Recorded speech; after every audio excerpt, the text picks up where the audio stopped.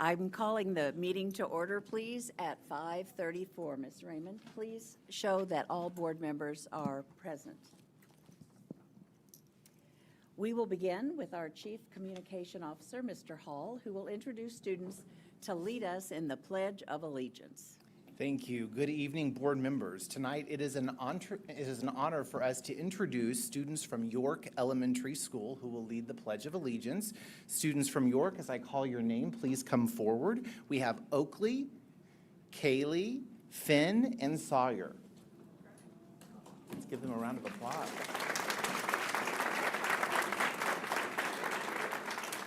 So these four students from York Elementary are outstanding representatives of their commitment to high expectations and the importance of being at school every day, on time, and ready to learn.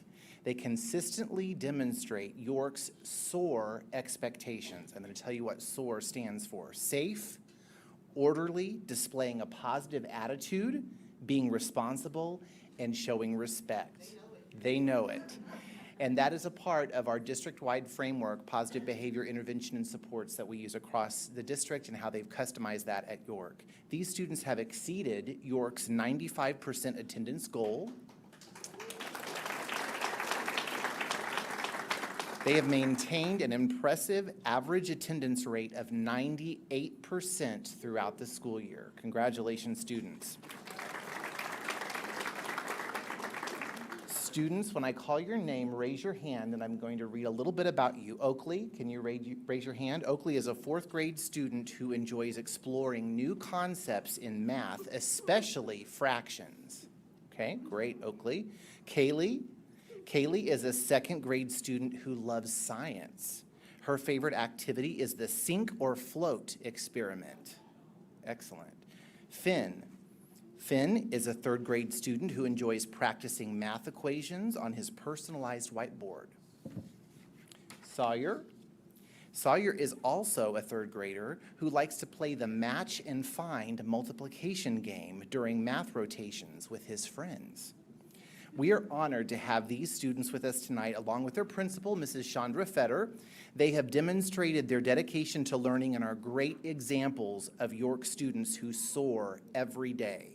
If you're a member of the York family and you're here to support these great students, would you please stand?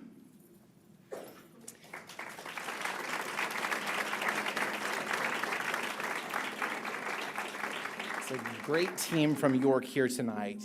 And all those in the audience who are able to stand, please join us as these York students lead us in the Pledge of Allegiance. Students, whenever you're ready. I pledge allegiance to the United States of America and to the republic for which it stands, one nation, under God, indivisible, with liberty and justice for all. Excellent. Thank you.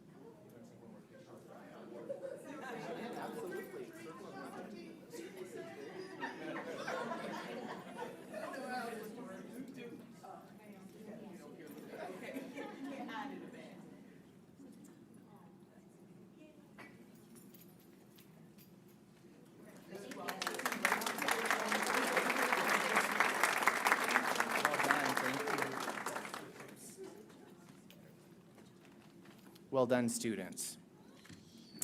Tonight, we will continue with honoring excellence by recognizing an outstanding senior from Kickapoo High School. We are pleased to recognize from Kickapoo, Cy Griffith, who has achieved several notable accomplishments. Cy, would you please come forward? 。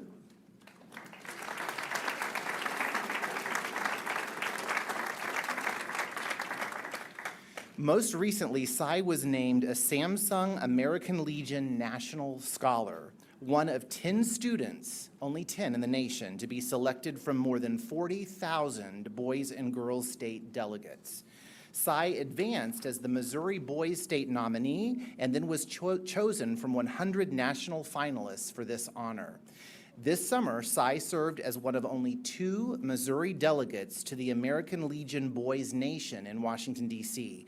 He also competed in the National Speech and Debate and FBLA finals. At Kickapoo, Sai serves as student body president and drum major and is ranked in the top of his class. Please join us in congratulating Sai Griffith.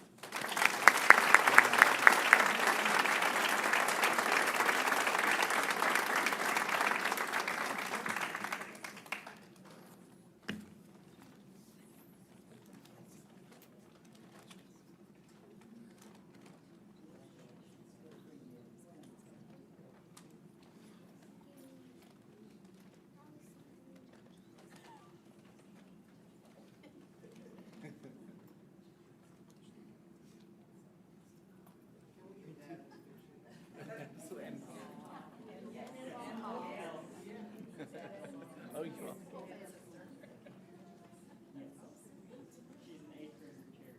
Awesome.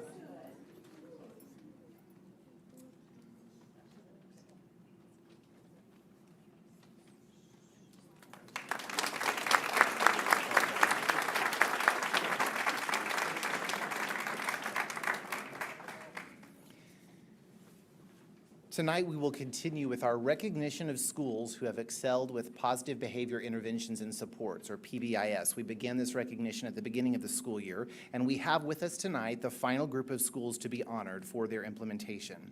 With us tonight are Gray, Jeffries, and Sherwood Elementary Schools. They have earned Tier 1 recognition, and York Elementary has earned Tier 3 recognition from Missouri School-Wide Positive Behavior Support for outstanding implementation at their individual sites. This recognition highlights a school's dedication to fostering a positive and conducive learning environment through the consistent application of PBIS strategies. At this time, we invite Principals Angie Carter, Kristen Glenn, Julie Ruth, and Chandra Fetter, along with their team members, to please come forward.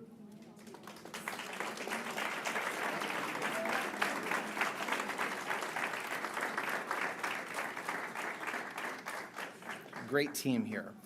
Would also like to introduce Karen Murray, who is a school improvement school-wide consultant with the Agency for Teaching, Leading, and Learning at Missouri State University. Karen has joined us again to make this special presentation, so we'll allow her to tell us more about the success that these schools have experienced. Karen?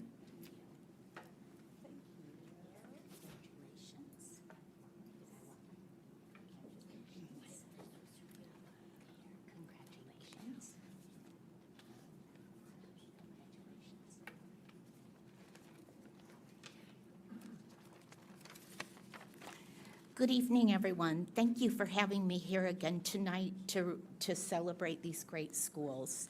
The following 4 are being awarded with the PBIS 2025 Award of Excellence. Each one is recognized for the depth of their implementation within their building.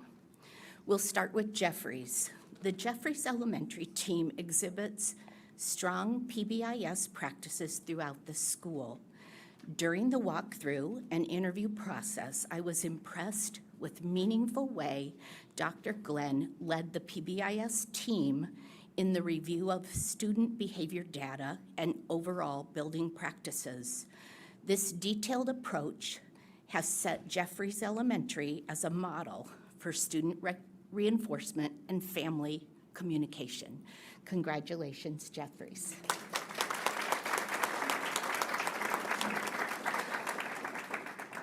It is apparent when you walk into Sherwood Elementary School that this is a safe, warm, and inviting place for students.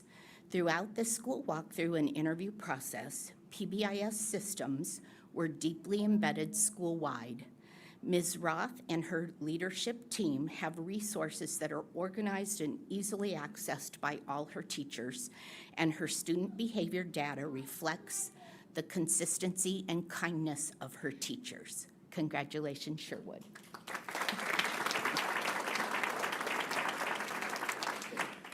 Under the leadership of Angie Carter, PBIS is strongly embedded at Wanda Gray. Throughout the walkthrough, I was impressed with the implementation, not just in the building, but within each classroom. The PBIS team escorting me around the school was knowledgeable and interested in the growth of their colleagues. Ms. Carter also has a very fun sense of humor, and she had me laughing throughout the interview. She is definitely developing a culture that is sustainable for PBIS at Gray Elementary. Congratulations. I have saved York for last, since not only did they receive recognition, but they were our region's nominee for the prestigious Mary Miller Richter Award. Our nomination reflects the respect we have for PBIS implementation at York. Under the leadership of Chandra and Shannon, they have had all 3 tiers implemented with high success for 10+ years. Not only do they have PBIS school-wide, but they have developed a systematic approach to implementing PBIS in every classroom. This system is, the way that they have designed it is so unique. I have taken their implementation strategy into other districts to share because it's just such a great model for good teacher and student support. The system speaks of their high level of commitment to success for every student and teacher, and at York Elementary, they simply will not let anyone, student or adult, fall through the cracks. Congratulations, York. Congratulations, Sherwood, Wanda Gray, and Jeffries for great implementation.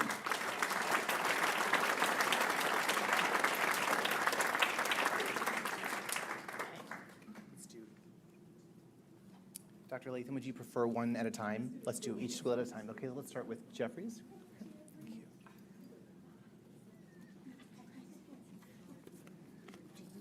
Part of that. Do you want me up here as part of this?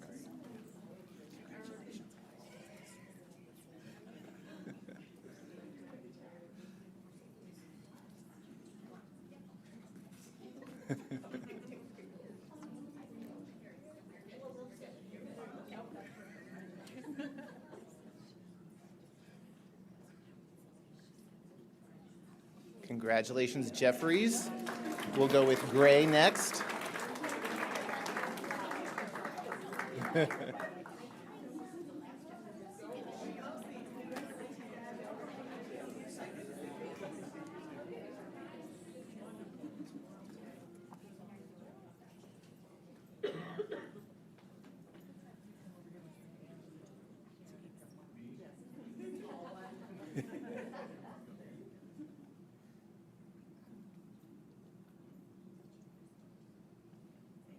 Congratulations, Gray. Sherwood.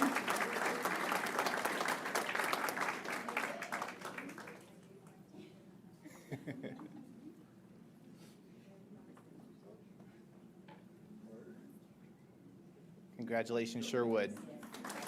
And finally, York Elementary.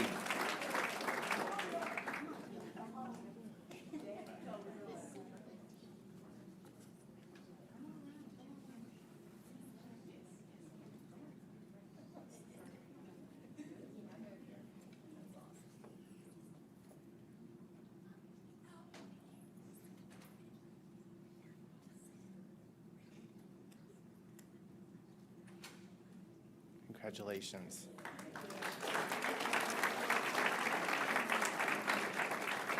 Congratulations again to Gray, Jeffrey, Sherwood, and York for that outstanding achievement. Next, with honoring excellence, we have an opportunity to recognize our amazing transportation team.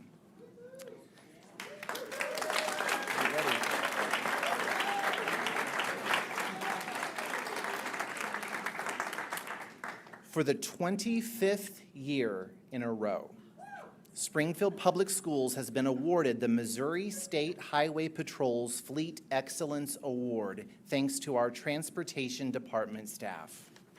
Keith Adams, would you and your team please come forward?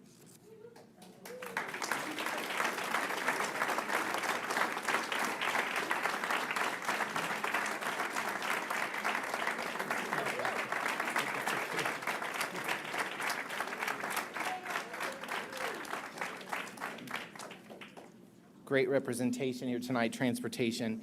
Since 2000, the fleet of SPS buses has received a safety rating of more than 90% during the annual safety inspection. So this year, SPS earned a rating of 97.7% with only 3 minor defects identified in the entire fleet of 145 buses. And I know, Keith, you can probably share with us the intensity of that process with every single bus going through the line with the Highway Patrol. Earning this award for 25 consecutive years is a true testament to the dedication of the entire transportation team, especially the outstanding shop and maintenance crews who keep our fleet in top condition, and to our drivers who perform thorough vehicle inspections every single day before they begin their route. Keith, would you please introduce your team? Yep. So I'm going to introduce everybody because not everybody's here. Our maintenance and mechanic crew are huge, but we'll introduce everybody that's here tonight. So this is Brad Reyes. He's one of our mechanics. David Perez is our shop foreman. Paul Robertson behind him is our parts and fuel specialist. Keith Hoodie is one of our mechanics. Chris Curtis is one of our mechanics. Don Sieve is one of our maintenance crew. Keith Hoodie is one of our mechanics. Ethan Merritt is one of our mechanics. And Mike Fry is one of our maintenance crew. So I said Will. Oh, Will Thomas is there. He's one of our mechanics too. So I believe that might catch most everybody. Loa Betrayal. Did I say her name right? I never do. Betrayal. Loa is one of our maintenance crew as well. Did we miss anybody? Oh, Mark Black. Mark Black is one of our maintenance crew. And I think that covers it. But just to reiterate what Stephen was saying, that 97.7% is really important, because if they find even one defect on a bus, whether it's a light bulb or some silly little thing, that counts that whole bus as defective. So 97.7% of our buses had absolutely 0 defects. And the 3 that they did find were all things that we could just fix right away. And more importantly, there was 0 buses found out of service, which meant that in our entire fleet, they didn't find any that were not safe enough to be on the road with children, which is a huge accomplishment. So couldn't be prouder. Obviously, I haven't been here for the whole 25 years, so I can't take credit for the whole 25 years, but it's a huge accomplishment. We're very, very proud.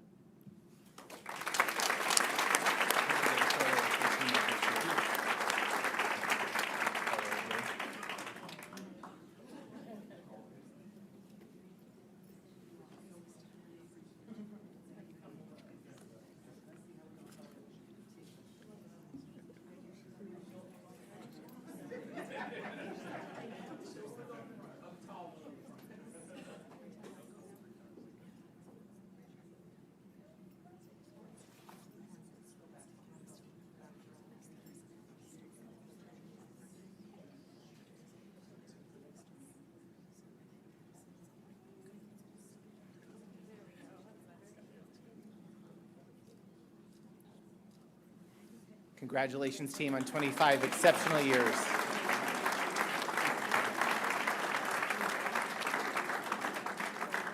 Well done.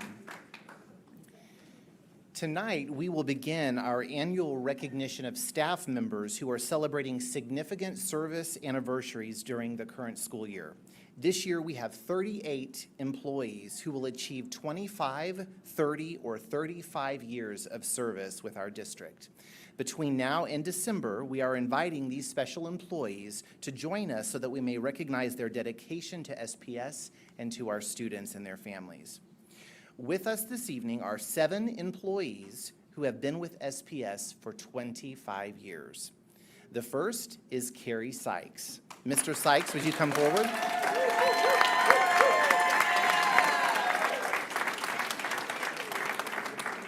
Mr. Sykes has a fan club. Mr. Sykes is a data-driven instructional specialist at McGregor Elementary School. Please join us in thanking Carrie for his dedicated service to our students. Congratulations.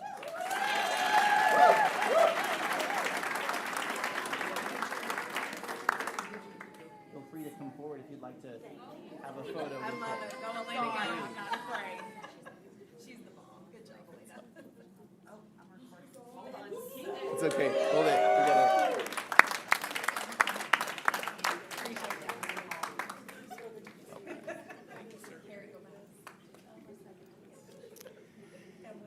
Now I'd like to introduce Megan Bryant. Mrs. Bryant, would you come forward?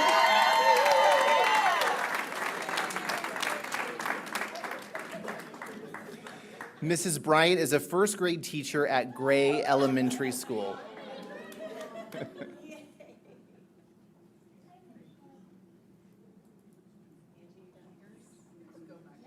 girl.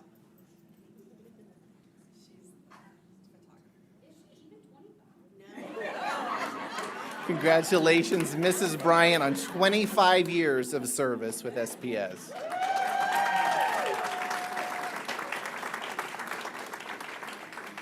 Erin Downing, would you please come forward?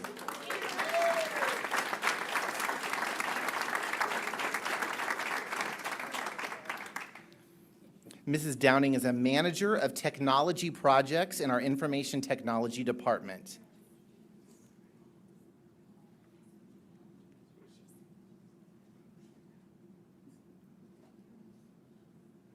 Thank you, Erin, for 25 years of outstanding service. We have another member of the information technology team celebrating 25 years of service, and that is Carrie Clancher.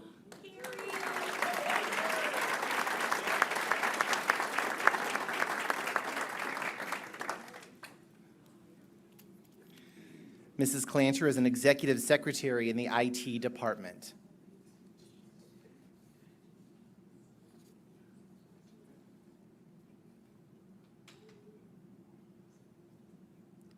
Congratulations, Carrie, on 25 years.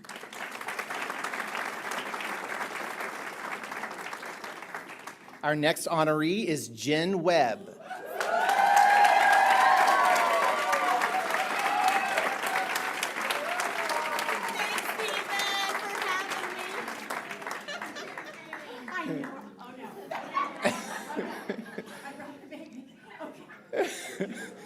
Jen Webb works here at Kraft Administrative Center. She has been with SPS for 25 years. She currently serves as coordinator of customer service for the communications department. Congratulations, Jen. We appreciate all you do. Casey Vandeventer, would you please come forward?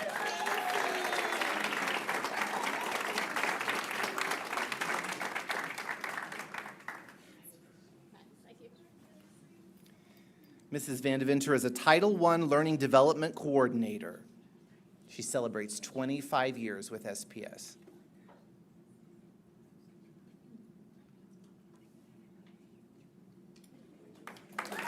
Congratulations, Casey.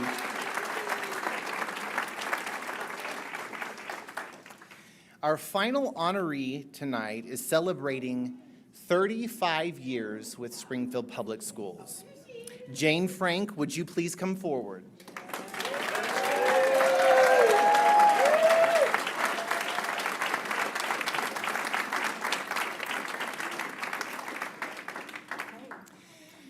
So during her career of driving a bus for Springfield Public Schools, Mrs. Frank, in her 35 years, has never had an accident behind the wheel.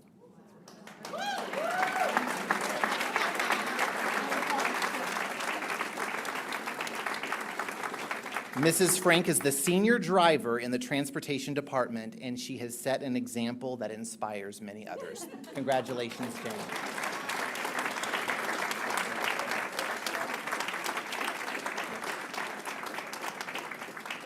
35 years, that's amazing. Are there any other service anniversary honorees that we missed tonight? I know we've had invitations that have gone out. We tried to confirm everyone, but if we've missed someone, let us know. Have we missed anyone? All right, our next round will be here at our next board meeting in November. So to conclude our recognitions this evening, we are pleased to honor the October Employee of the Month. The recipient of this month's Employee of the Month was nominated by a colleague at Hickory Hills Middle School, who said that even though this individual is an early career teacher, she demonstrates the intentionality and the expertise of a very experienced educator. The nominator wrote this, quote, "There is never a down moment in her classroom. Student learning takes place from bell to bell. She works so hard at student relationships, and it shows. Students who sometimes struggle in other classes thrive in her class because she is both caring and compassionate while still holding high standards and expectations for all of her students." Let's watch this video to learn more about Hannah Gould.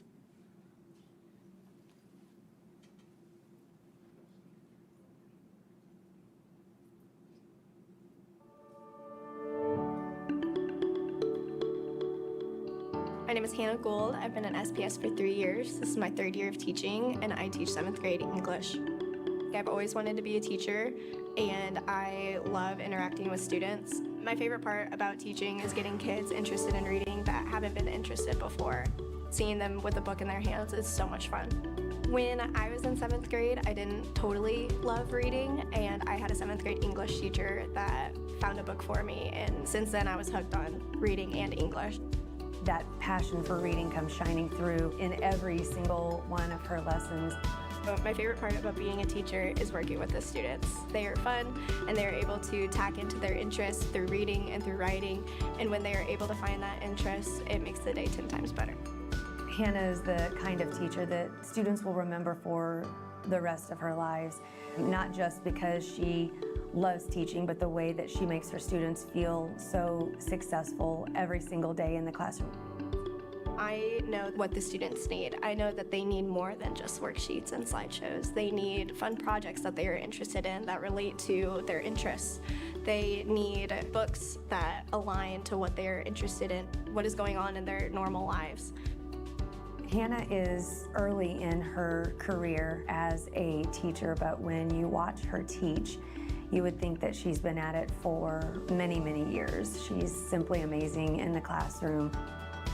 She's thoughtful and reflective, and she teaches kids not just ELA, how to comprehend reading and to work on their writing, but she teaches them to think for themselves and to really believe in themselves, and that's evident every day in the classroom.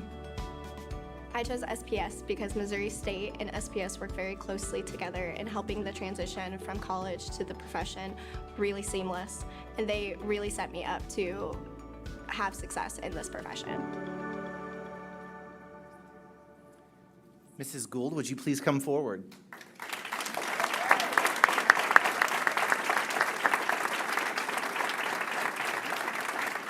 you like to say anything? You're welcome to. I'm okay. You're okay? All right, that's good.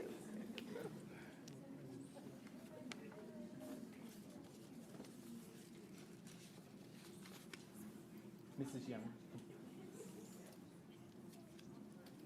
Yeah.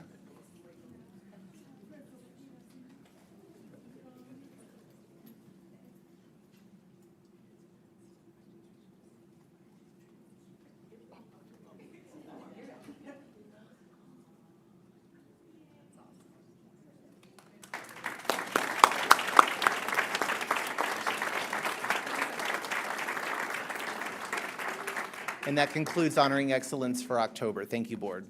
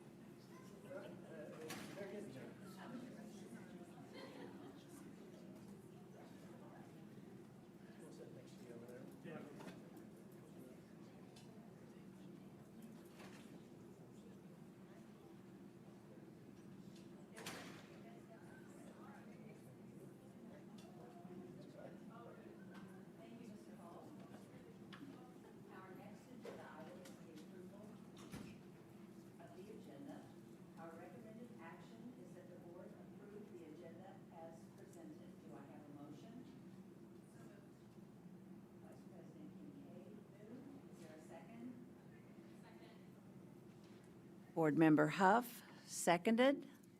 Came on. Let's take a vote.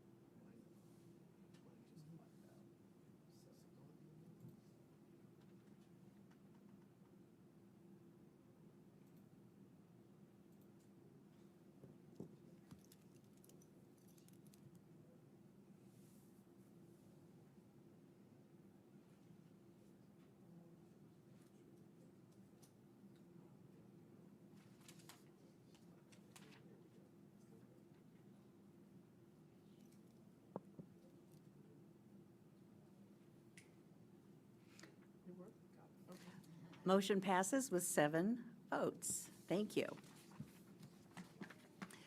We now have come to the portion of the meeting where we hear from speakers.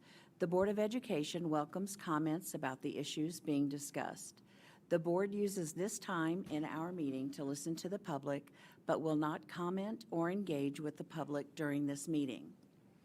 The board allows for up to 10 speakers per public comment period.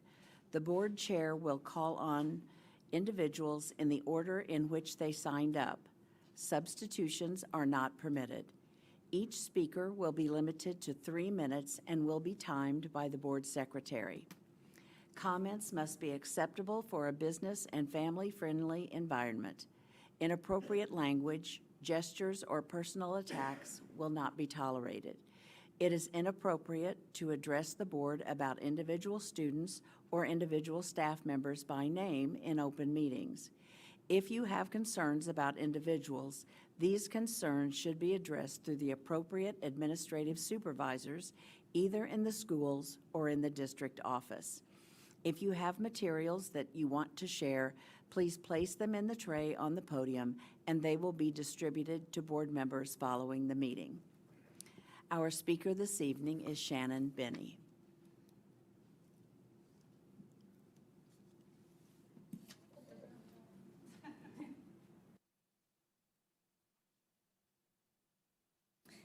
Good evening.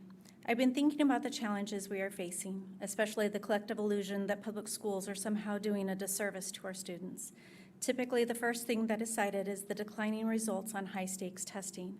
While the obvious solution is to improve our test scores, the how is more important than the what. We understand the assignment, so let's talk about the how by way of a small story. Truly, this story is of trust and how important it is, and the key to developing collective efficacy ranked the highest effect size in Hattie's research. But trust is a funny thing. You must be vulnerable enough to give it in order to receive it. Simply saying trust me isn't going to cut it. My mentor, James Grandin, the one who encouraged me to be a leader and helped shape my leadership approach, taught me this by example. He taught me that a community of leaders is cultivated by trusting and empowering teachers with the autonomy to do what they were hired to do, to teach. James worked under the positive presupposition that teachers knew what they were doing, knew what their students needed, and had their best interests at heart. I now see this generous gift of trust was an investment. This investment provided intrinsic motivation that bound us to James through loyalty, respect, and the desire to improve. Isn't that what we ultimately want as the district of choice? I worry that with all the pressures to raise test scores and the constant hum and negativity toward public schools, we are forgetting that teachers, everyone in the system, cannot give from an empty well. I'm asking you to dig deeply and to give us your trust. This is hard but simple, and you will reap the benefits for years to come. Highly qualified employees will be banging on the doors wanting to come to our district and staying. Employees will be joyful, and most of all, students will be excited and ready to learn. Don't get me wrong, giving trust is hard. In times of stress, we want to control things. We can see what needs to happen so clearly and what could happen if we don't do what we think needs to be done. But you aren't doing this alone. After visiting with nearly every single leader, I know we want the same thing, our students to succeed. I'm committed to continuing the work I started, building relationships within our system and in our community through trust. So I'm going to challenge you to do the same. Trust the employees in your care to be autonomous. They see what's happening too. They also understand the assignment. What they need right now is your trust, not control. Remember, your trust is an investment in our system, in our community, but ultimately in our students. So when we say we are the district of choice, we can really mean we're the district of choice for everyone. I want to leave you with a line from the musical Hairspray. You can't get lazy when things get crazy. Things are crazy right now. It appears that we're being attacked from all angles. So we can't be lazy. We must do the hard thing. We must trust. For if we don't, we will lose what we want most, the success of our students. Thank you.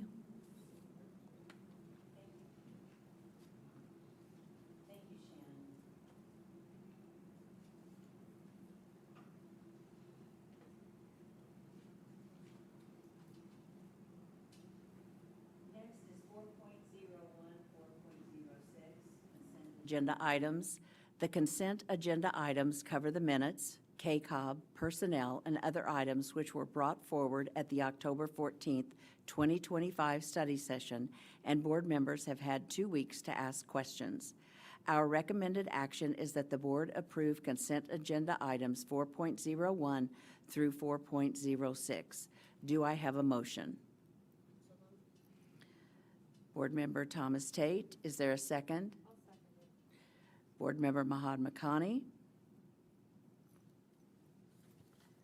Let's vote.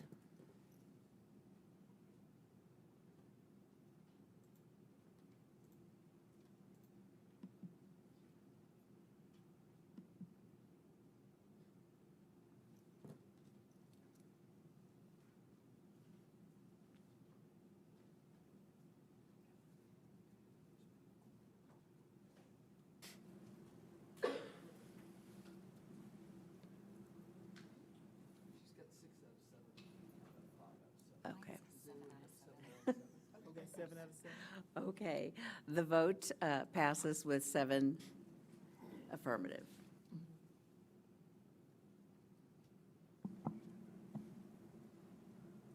Item 5.0, unfinished business.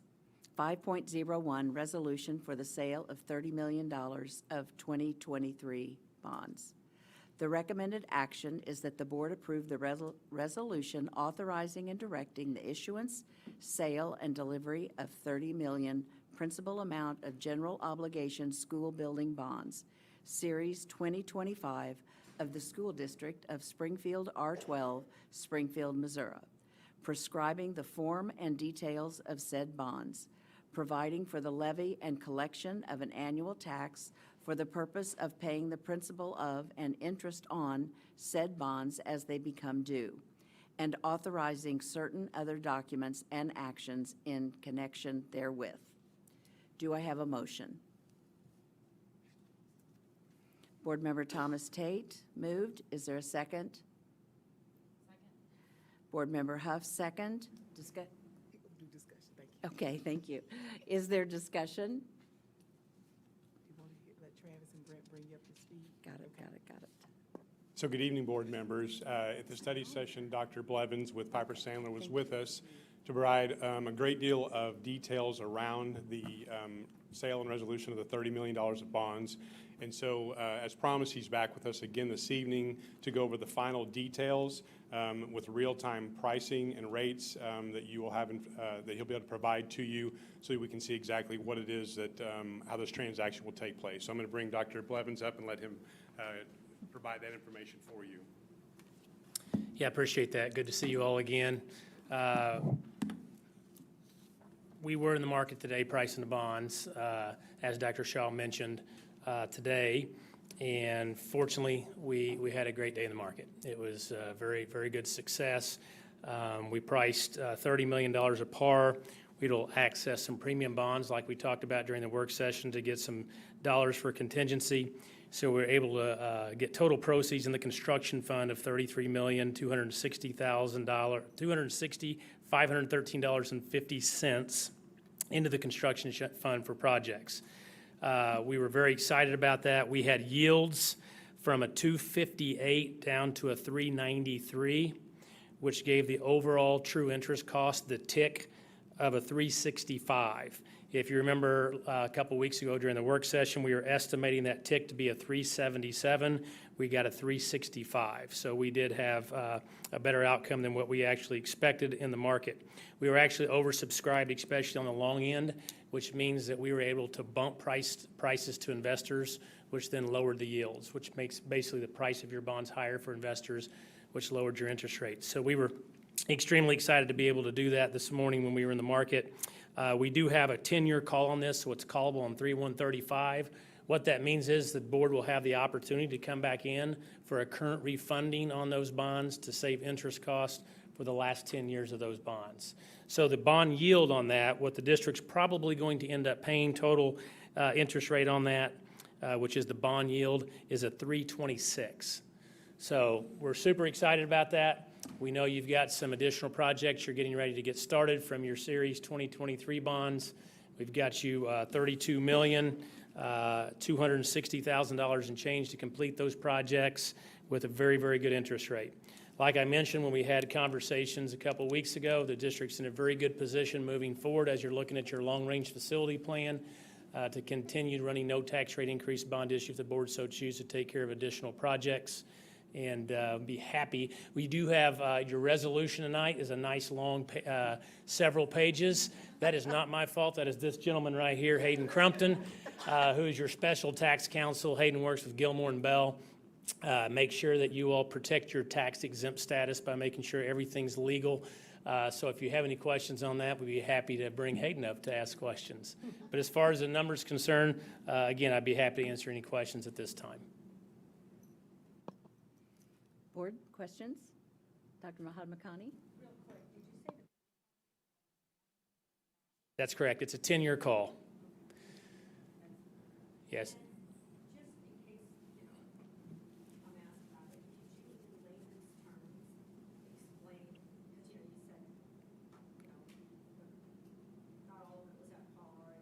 Sure. Layman's terms, explain why we're receiving $32,260,000 when we sold $30 million. Yeah. But why did we receive more money? Sure. So as we go out and investors, we try to look at the market to see par, discount, or premium bonds to make sure that we're getting you the best yield and get you the most proceeds, if that makes sense. And so we look at what we call the kick, the difference between premium and par bonds. And if the kick is low enough, the interest rate's a little bit higher to get you the additional premium to get projects done now that you would have to do 5 years from now and alleviate any construction inflation or for contingencies. As you know, when you're doing projects, we have bad soil. We have certain things that happen when we're renovating buildings or we're building new buildings. So it gives you an additional contingency that therefore you would not have to take out of your capital project fund, your KID dollars, and keep in your bricks and mortar fund, which is your debt service fund. So what we do is we look at that amount to try to keep your interest rates low, your yields low. So what investors will do is they will pay a higher price for a bond, so let's say a $100 bond. Now we sell these in what we call big boy blocks of $5,000. But let's just take, for instance, a $100 bond. They will pay a $105 to get that premium. So they're paying more than par, which pours more money in your construction fund for a small interest rate increase. Yield for a small yield that they would get back. What that allows us to do is price less bonds to get you to that number that we want to get you to. So the interest rates are low, your yields are low, you get some additional premium for contingencies or additional projects, therefore trying to protect your debt service fund and more importantly, protect your KID dollars. Thank you. You're welcome. Other questions, board? Yeah, we were excited. You never know, right? Markets can be a little strange right now, but your credit rating is phenomenal. You have a very high credit. Investors know the Springfield School District, and therefore you get very, very good interest rates. We had a very good amount of investors interested in buying your paper today, so congratulations. Other comments? Well, we already had a motion and a second on the floor, Hayden, you're since off I the put hook. the cart before the horse there. So we have the motion from Dr. Thomas Tate and the second from Board Member Huff. I think we're ready to vote.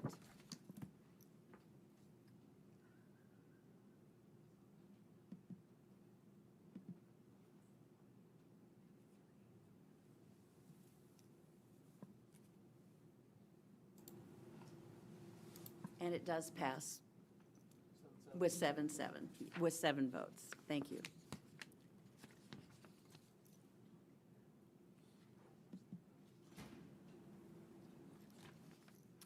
Next is board policy. Item 5.02, the policies were brought forward for review and discussion during the October 14th, 2025 study session. The recommended action is that the board approve the policies as presented. Do I have a motion? Vice President Kincaid, so moved. Second? Board Member Smart, second. Let's vote.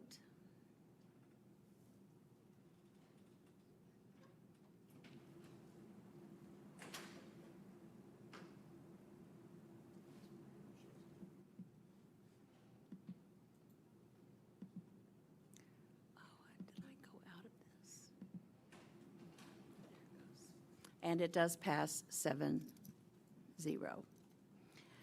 Item 6.0, new business. 6.01, curriculum resource adoption, governing priority 1, success-ready students. Dr. Crystal Majors will come to the podium to provide a presentation to the board.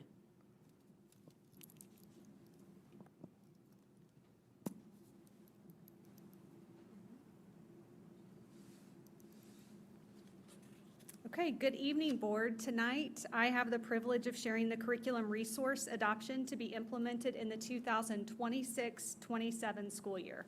So real quick, before I begin, I would like to take just a brief moment to recognize the coordinators and directors who are here tonight, who are behind the work supporting. If you would please stand.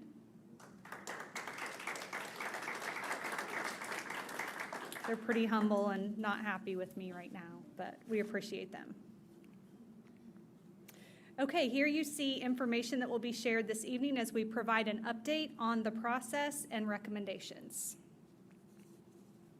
You have all had the opportunity to review the presentation, so I will move quickly through a review of the adoption process, which is aligned with our strategic plan.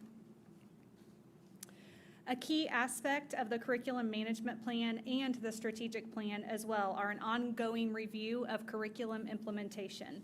When making decisions about curriculum, it's important to know if the curriculum is being implemented. You will notice that the percent of curriculum implementation continues to improve as we monitor implementation and adjust professional learning based on what we are noticing and hearing from teachers and leaders on sites. Here you see the 5-step curriculum evaluation process and dates as they apply to content areas you will hear about this evening. Programs have been evaluated, and this evening we are bringing the recommendation forward for board approval. I will be sharing the recommendation for purchase for K-5 computers, K-12 visual arts, and 6-12 social studies, Project Lead the Way, and FACS. The same process was used for each area being evaluated, so I'll provide a brief summary of the revised process. Here, the meeting process is broken down into 4 steps. First, goals were established and the current curriculum was evaluated utilizing the 7 key features. Evidence was analyzed and the RFQU was submitted, and then the top 3 proposals were evaluated and voted on by teachers. On the right, you see the members who may have served on the committee to evaluate curriculum. The updated curriculum review process relies on multiple sources of evidence, and here you see some of the evidence that was utilized by the committees. As a brief reminder, when adopting a resource, it's important to note that we teach the Missouri Learning Standards, so we utilize a curriculum resource to support the teaching of these standards. Each year, coordinators complete a curriculum review using the rubric pictured here. When a content area is on cycle, the Program Evaluation Committee scores the rubric using cumulative yearly data. The curriculum is scored using the 5 categories listed here. If the committee determines that a new curriculum resource should be purchased, like K-12 Visual Arts did, they follow the process listed here. Social studies is the first content area to complete the full implementation cycle within the new curriculum management plan. I do want to note that the 612 social studies followed a 3-year cycle as we transitioned to the new curriculum evaluation process. After completing the program evaluation, the committee determined that renewal of the current curricular resource was the best path forward. In addition, K-5 Computers developed curriculum in 2023-24 and are now recommending resources to be purchased. Okay, next I'll share findings and recommendations made by each committee. The K-12 Visual Arts Committee found that while student participation was high, the curriculum could be refined by better aligning to improve access to resources across the district while also providing additional scaffolds for teachers. The recommendation for purchase is the Art of Education, which is a digital platform for educators that is aligned with the Missouri Learning Standards and includes lesson plans, resources, and assessments for the teachers to utilize. For K-5 Computers, the SPS curriculum was revised in 23 and implemented 24-25. So the recommendation is to purchase supplies to support the curriculum. Hand to Mind is the recommendation and will provide supply kits for hands-on STEM activities as well as storage for the classroom materials. K-12 is recommending renewal of board-approved curriculum due to high teacher use as well as strong vertical alignment and progressions across grade levels.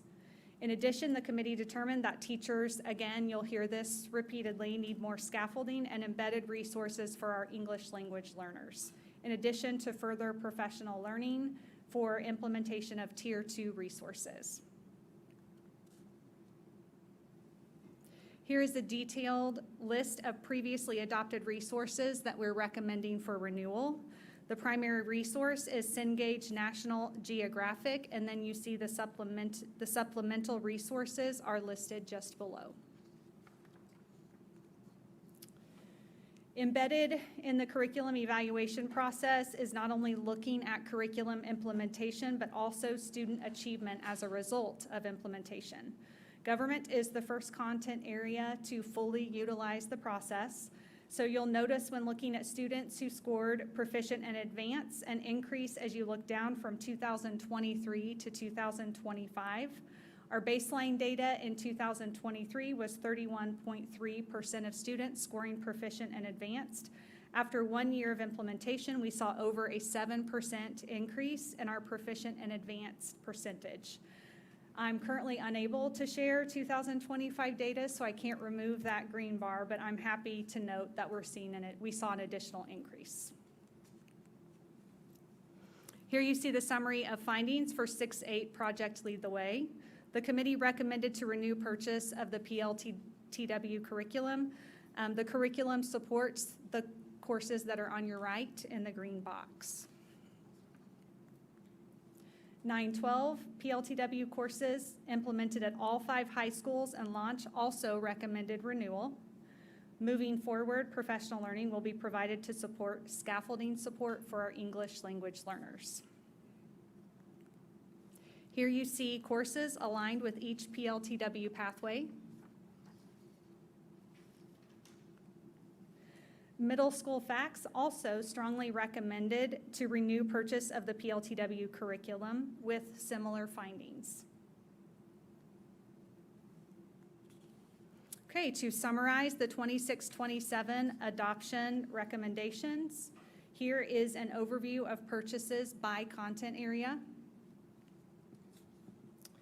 Once resources are approved, we will begin revising curriculum guides. And then the next step after writing the guides is to develop an implementation plan. So within an implementation plan is high-quality curriculum-based professional learning, job-embedded learning support, and monitoring of implementation and impact on student achievement. Okay, thank you for the opportunity to share the work of our curriculum coordinators and directors, teachers, and teams. What questions might you have for me?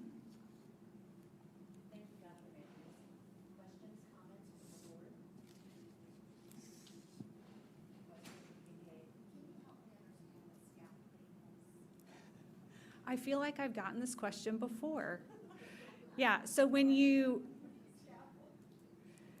think about a scaffold, just think of it as a scaffold. It's a way to support learners in reaching grade level standards. So scaffolds, think of it as tools to help them reach proficiency.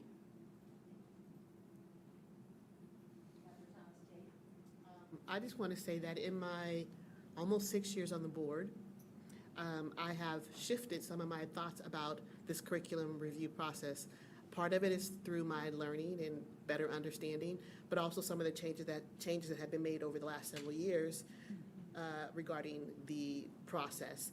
I appreciate that there is opportunity to not just continue to shift to new things, and that there's an opportunity for renewal of maintaining what's working. I think that was something that may have been missing a little bit in the past, and I really appreciate the opportunity to maintain what's working and giving the teachers a voice to give that opportunity to not just continually shift and switch. Thank you. Other comments? Questions? Dr. Mahamakani? Everything she said. Yes. And then, okay, so I know you explained what scaffolding is, and I don't have this on, but I feel like what is happening? But I feel like it's projecting somehow. So what is it, so for, you said it in two of them, I think it was social studies and then another one. Revision recommendations include scaffolding. Can you just give me one little example? Like, it's the same resources, but is it in professional development where we will give teachers tools to help Yes, students? it's strategies to support our English language learners. That's a Okay. better Oh, way it's to think for about the it. English language learners, not specifically, the scaffolding is for those students. Yes, but I would argue that our scaffolds for our ELL learners are good for all. Okay, got it. And then on slide 18, you teased us with, we're not going to be able to share that at this time. When will you be able to share that? And can you please share that? Like, can you email us that bottom line? Yes, so public release will be at our November 18th board meeting, so. Thursday. Yep, public release is next Thursday. You'll hear details about it November 18th. Yeah, but this is like a really fine detail It is that a I'm not fine sure I'll detail. find in all the, but could you like maybe complete this and send it back? Yes, it'll be, yes, This one pictograph? yes, but you will, Okay. I know. will receive a detailed report next week as it relates to all of our student achievement scores, and you will see that breakdown as it relates to, it'll be, by each subject area. Thank you. Other questions, comments? As a reminder, board members, you'll be asked to vote on the adoption at the November 18th meeting. We wanted you to have enough time just to know what we will be asking you to approve on November 18th.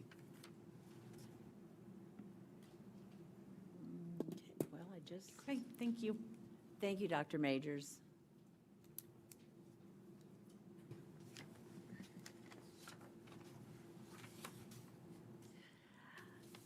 Item 7.01, the 2023 bond project updates and actions, high school study alternative door replacement upgrades.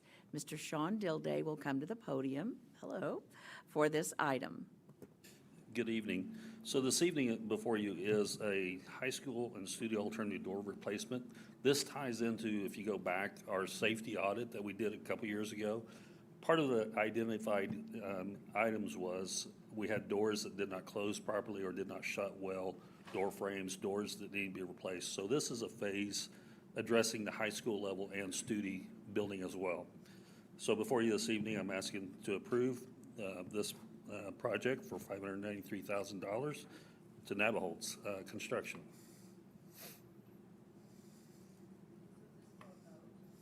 Yes, It will be. it's yes. bond, so it'll vote this evening. Thank you, Mr. Dilday. Do I have a motion? So moved. I'll second that. Dr. Thomas Tate made the motion and the second by Dr. Mahatma Khani. questions, comments? Quick question. Is that every door at those high schools or just a portion of those that have been identified? So it is, we did safety audits, working with school police and building principals, and we did safety audits to identify doors that did not close properly.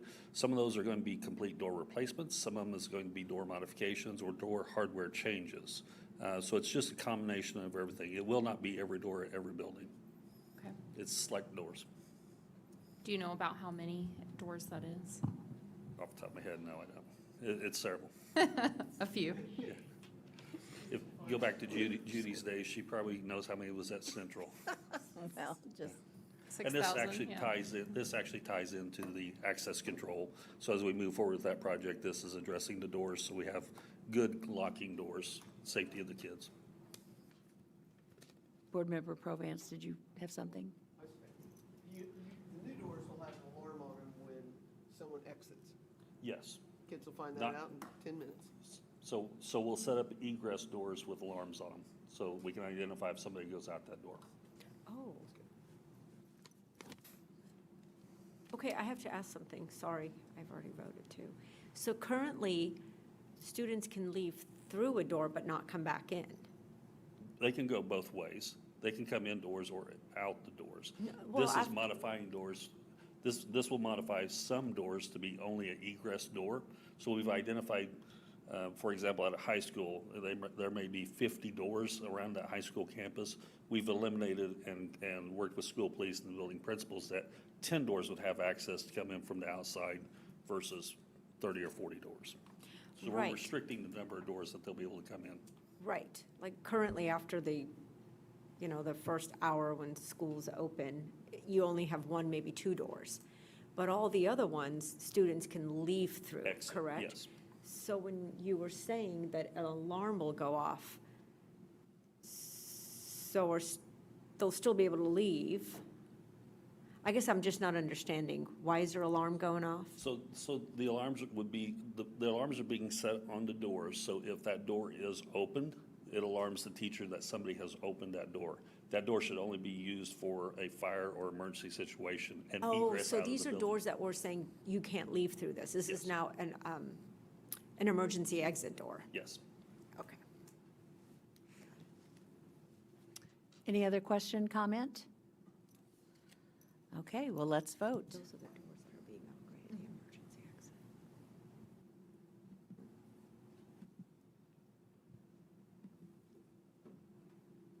I think what they're afraid of is like, they didn't prop it open for somebody to come in, I think. Miriam, did you vote? I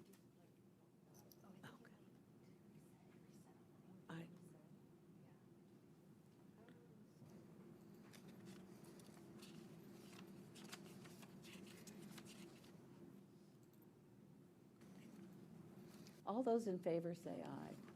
Thank you. The end, 7. Tammy?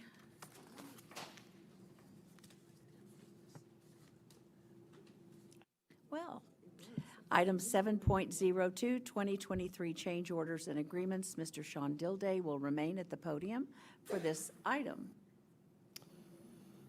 So again, before you is the bond change order agreements. I want to point out Cowden Gym, we have closed that project and we're getting a $10,912 return to the district. Also, we're closing out Field Classroom Edition and we're getting $18,044 back to the district. So that's money's coming back into the bond fund. A large item on this is if you scroll down to the Reed Middle School, the audio visual. This is the audio-visual package for all of the TVs, the projectors, everything that technology needs to go into that building. So it's a $247,000 expense. Guys, are there any questions I can answer for the group? Board, questions, comments? Do I have a motion? Board Member Smart? A second? Board Member Thomas Tate? Let's vote, hopefully.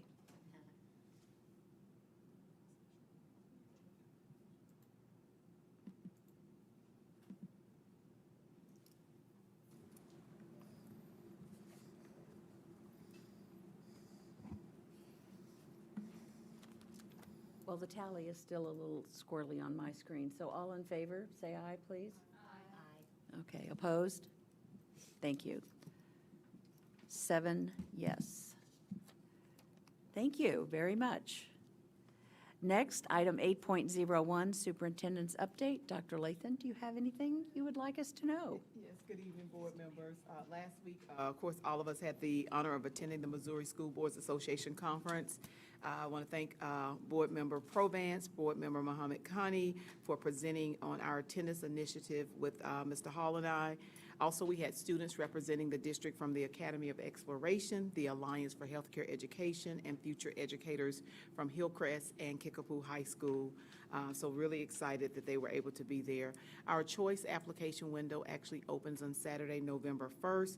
Students who are interested in attending one of these programs next year must apply for a lottery to be selected for a spot.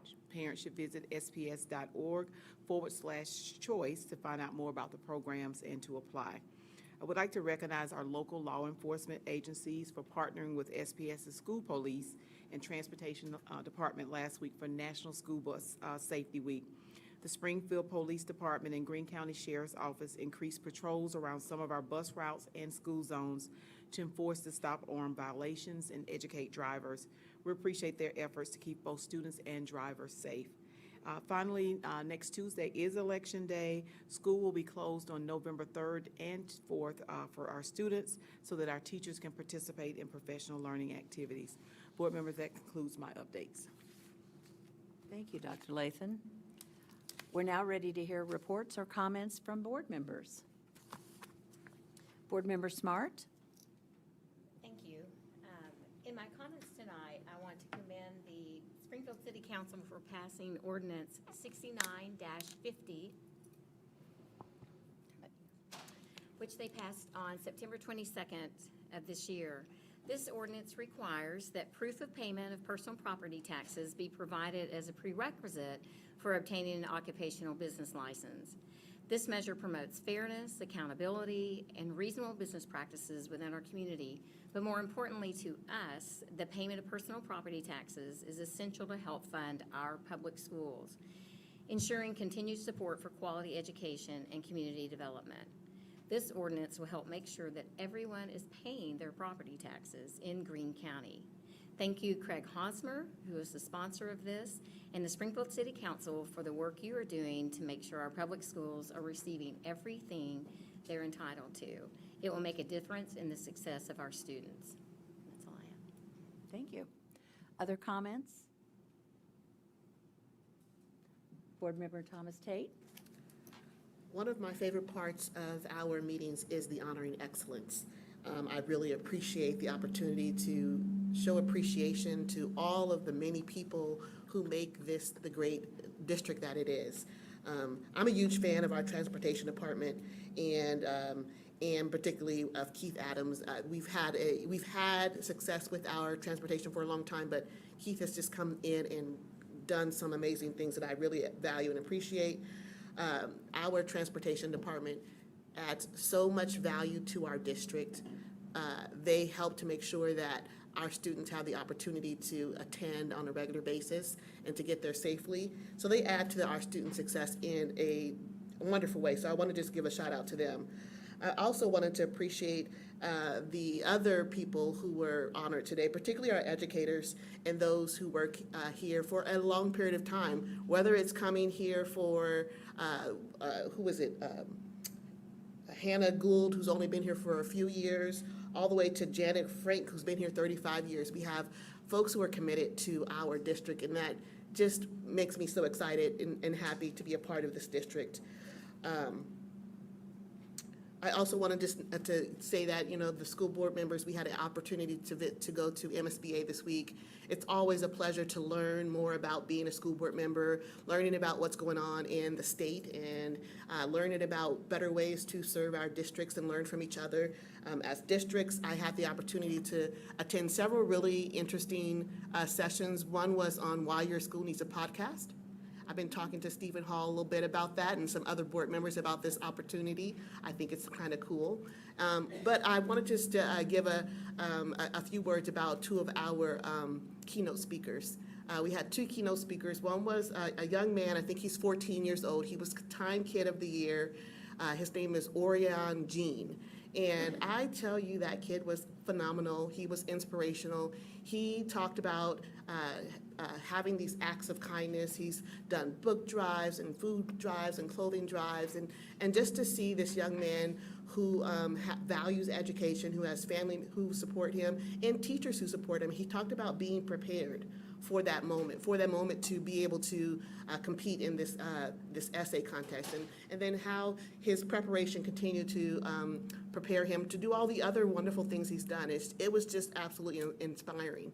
I also had the opportunity to hear Templin Grandin, who is a educator in higher ed, dealing with animal science, and she's also does some work with autism. She has autism, and there's been lots of things written about her. She has lots of books that are out there, and her presentation, again, was really, really great. I don't know if Miriam was there.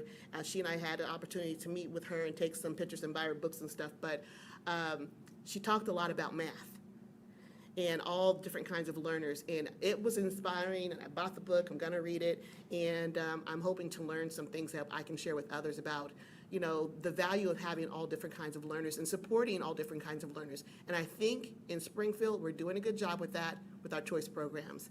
And so that was another wonderful opportunity to hear her talk about supporting all different kinds of learners. Thank you, Board Member Thomas Tate. Anyone else? I'm watching my time. Don't start me early, I'm getting ready. The state school board meetings were wonderful, and this 15-year-old kid, he should run for office. Phenomenal with what he accomplished and what is ahead of that child. I attended the Choice Expo. Wonderful performance. There were several different booths, and everyone presented a different way. The place was packed. I figured if I got there 30 minutes early, I could, you know, park somewhere on the parking lot, but last row. Well attended.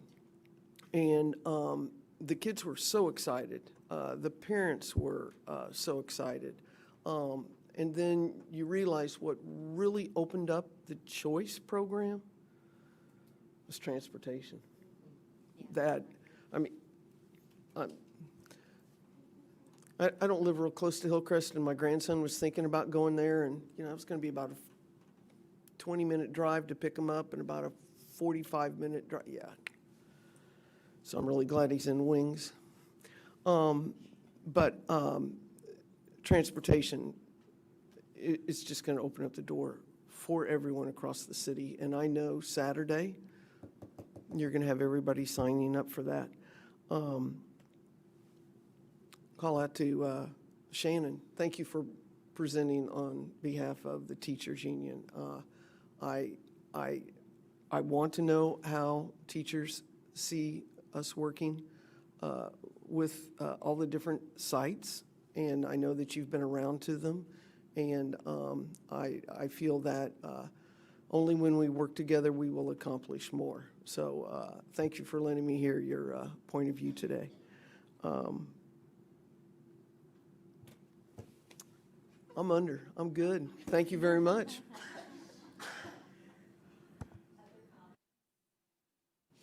Okay, Dr. Mahatma Makhani. I mean, like I should say Well, something. you know.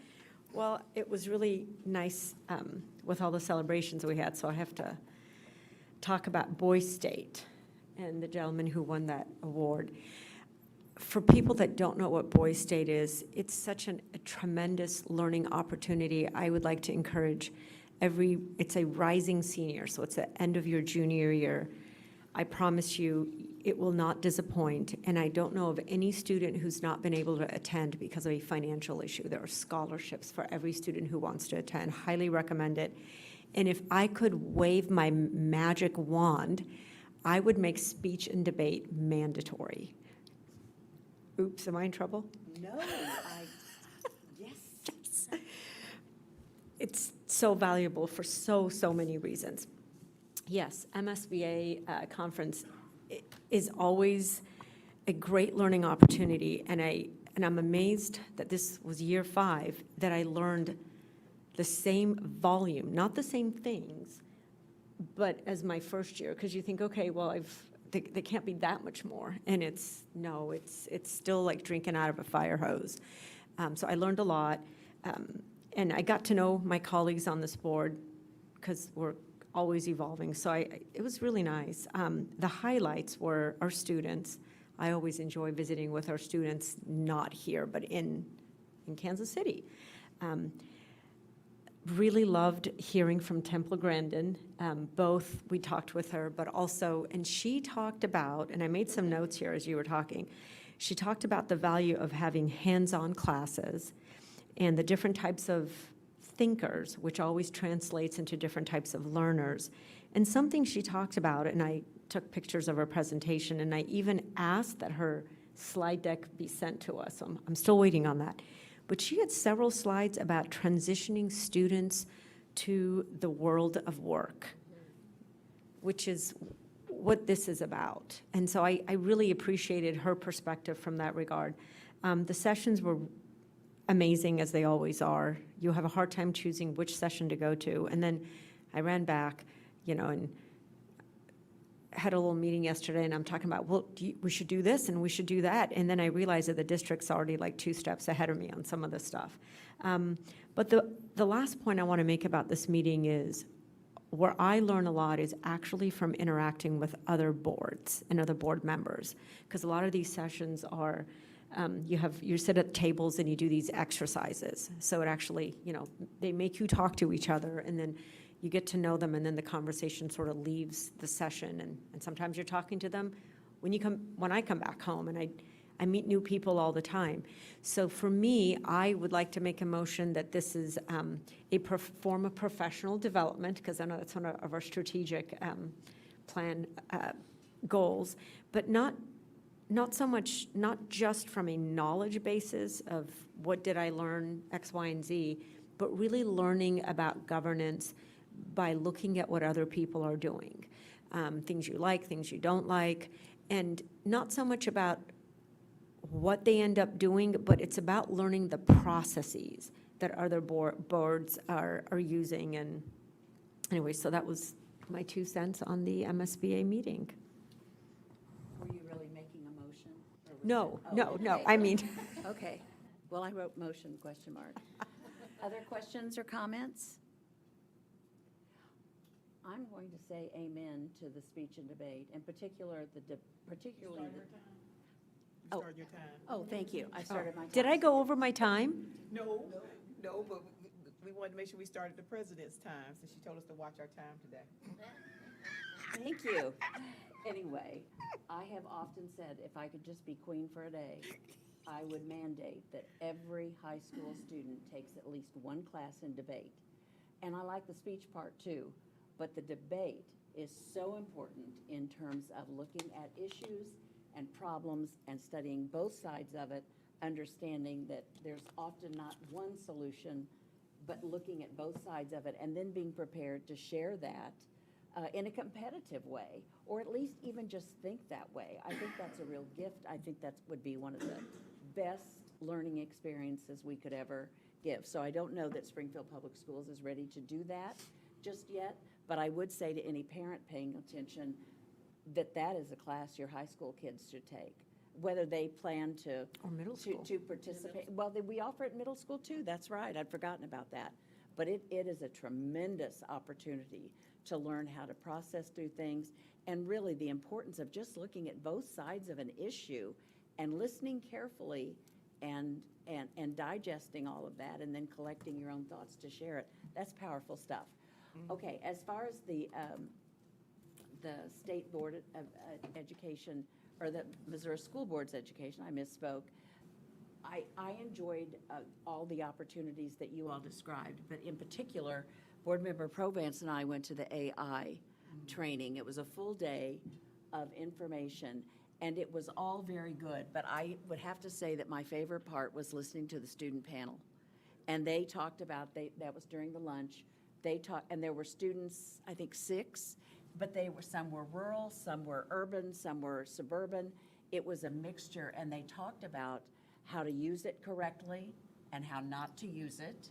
And then they also talked about how they actually use it with their homework and with their studying. And I thought that was very powerful. I will tell you as far as the primary speaker in that session, the message was very strong in terms of educating our parents. Because as Board Member Provance and I sit there and we're learning things, we also recognize that a lot of our parents and kids don't know really what it is yet or how to use it appropriately. That's huge. And so if we can get some, and I'm sure we're already doing some things in terms of parent education, but this is really pressing in my opinion and from the speaker. So, the end. Okay, I have 2 minutes left. Keep going. Staff member also attend. Oh, we did, yes. Because that's so important Yeah, to that- just not just have a board. Correct, correct. Thomas Markey, okay. He was there, he just came up for the day. He works with technology in our curriculum department. Thank you for saying that. But, so Board Member Provance and I cornered him and were asking all sorts of questions afterwards, and he was very nice too. Yeah, thank you. I don't know who all asked him or arranged for it, gave him the day to travel, all that. Thank you. Yeah, it was good. I was glad to see him there, so thank you. Anything else? Can I make one more shout out? I forgot. Please. This is to the future educators at Kickapoo and Hillcrest. They were phenomenal. I love watching our students present. They were so engaging. They were so excited. You can tell that they were committed to the topic and becoming educators. It was just great to watch them in that moment, be so excited. And I love seeing our students shine in that way, as well as the other students who were there from our other programs. It was fun. Okay. All right. Our next meeting will be November the 18th. It's a combined Board of Education meeting because it's the month of November and we have a holiday in there. So, item 10.01, the recommended action is that the board adjourn the meeting. Do I have a motion? Dr. Thomas Tate? Second. Board Member Huff? Let's vote. All in favor say aye. Aye. Anyone opposed? Thank you. Not to go home. I don't know what kind of gremlin was in our tech today. I don't know, because he. And this he wasn't, muted him. yeah, I don't know. I want to talk to Carl